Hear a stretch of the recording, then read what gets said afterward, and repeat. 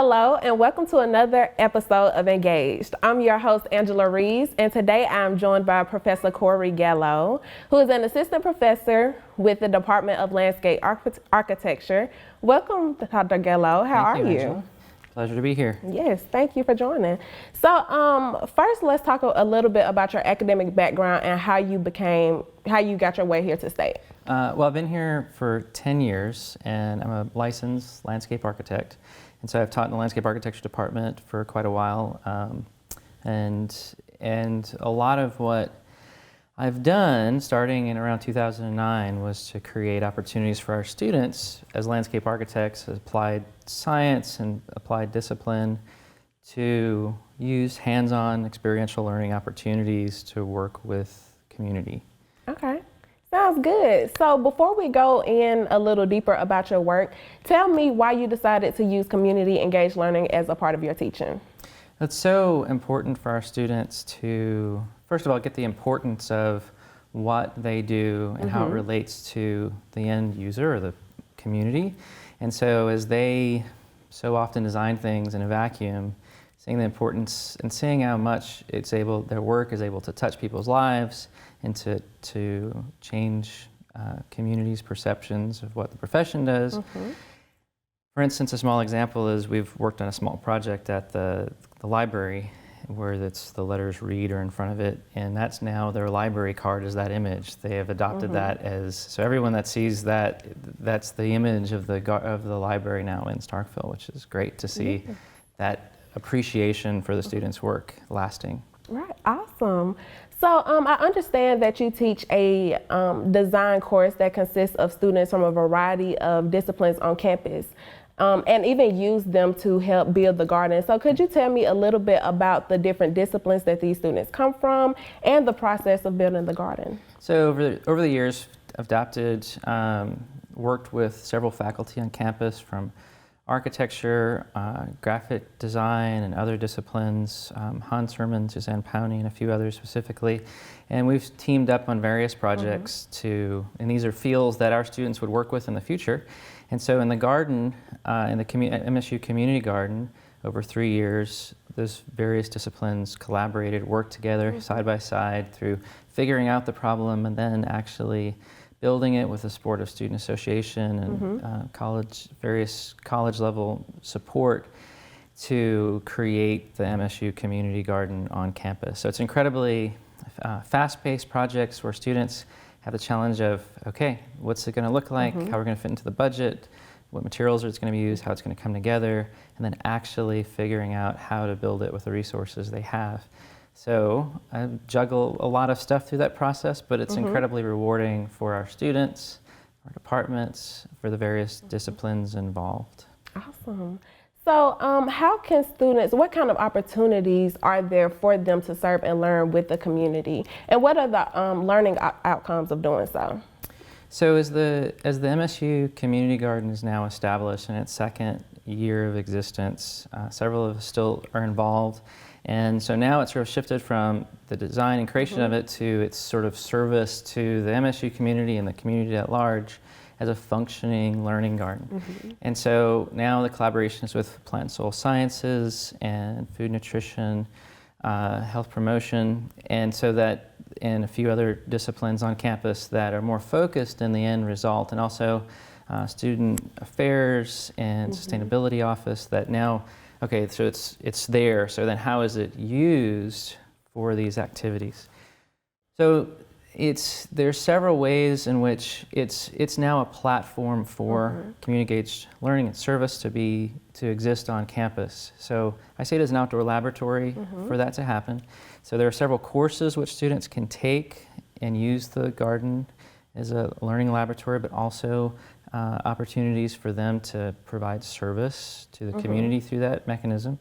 Then every once a week there are service opportunities for anyone on campus to come and help improve the garden and then learn about how it works and opportunities it provides. We work with the master gardeners as well to help to educate students that are involved through Students for Sustainable Campus and Student Association, and then they need to implement and promote and improve the garden through that process. Uh, and then also we get to engage and extend knowledge through the garden, through other community groups that come and tour the garden to see the various technologies that it creates.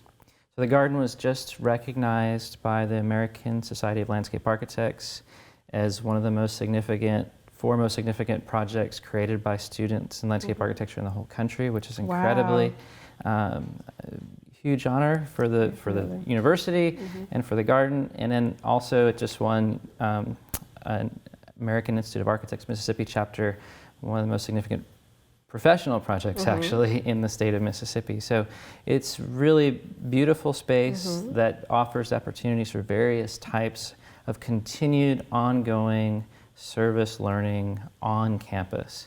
And it's so difficult to get students to travel somewhere else. For that to happen and the community come to it. And so I see it as the campus community, the community at large of the city, the county, the state.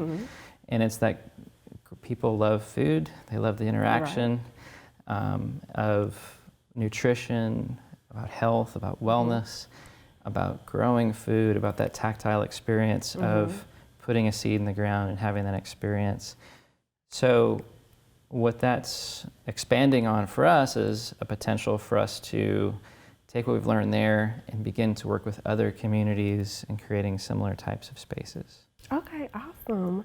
So what are your future service learning plans regarding students and working with the garden?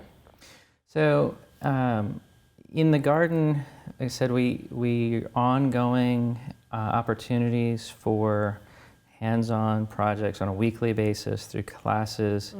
And so we're hopeful that it expands to other forms of interaction through things like living learning communities that can engage in a space like that, and opportunities to even figure out how we engage where students eat on campus and how they understand where their food comes from. So we're incredibly excited about the various opportunities that platform creates for not just students from our college and our discipline, but from across the campus to engage, for an art class to come and draw within the space, for a teaching class to come, education class to come and to work with students on how to learn or how to teach students in a space like that. Working with Dr. Ryan Walker in education, whose his expertise in teaching and how to engage teachers in having hands-on experiences in spaces like that. So what we're doing next, beyond the garden, we're going to be working with Galloway Elementary in Jackson next spring to take what we've learned there and to bring it to a school within Jackson to promote and bring all these team members together to figure out how what we've learned in this space and how to extend that knowledge for service within a larger community context. Okay, awesome. So you mentioned working with different classes across campus and even working with someone in the English department.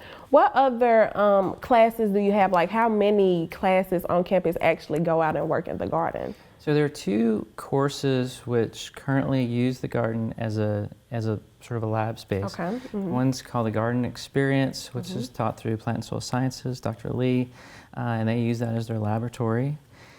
And then we have Sustainable Food Systems course, which is cross-discipline, cross-listed in several departments that focuses on a much broader range of topics, but again uses the garden as a laboratory to learn about the urban, more smaller scale growing practices, but also how to extend that knowledge and then how that fits into a larger context of a community. So it touches on a much broader set of practices. Okay, so how can people who are watching this episode and are interested in getting involved find more information? Well, at the MSU Garden website, communitygarden.msstate.edu, we have information on the various ways that anyone can get involved, or if you're outside the campus, you can get a tour or engage in the various programs that are offered through the garden. If you're a faculty, staff, or student, you can rent a space within the garden for a year and be an active garden member, or take a class, or come for a service hour, or we're working on developing specific growing programs within the garden as well that we're hopefully going to have more information on. And those will all be listed through the website. All right, awesome. Is there anything else that you would like the audience to know regarding the courses, the garden itself? I think come by and visit. Yes. The location map is on the website, and it's a beautiful space that is nice just to hang out. You can have lunch out there. It's like a little park on campus. And stop by, visit us, visit the garden. Come for one of the service days or every Monday afternoon, and you come by and your hands dirty. It's lots of fun, but have the opportunity to also interact with other people on campus, get to meet somebody that you may not have been able to interact with because of various parts of the campus. So it's a place for people to come together and share information and meet each other. All right, awesome. Well, thank you so much, Professor Gallo, for joining me today. You're welcome. And thank you for watching. Join us back next month.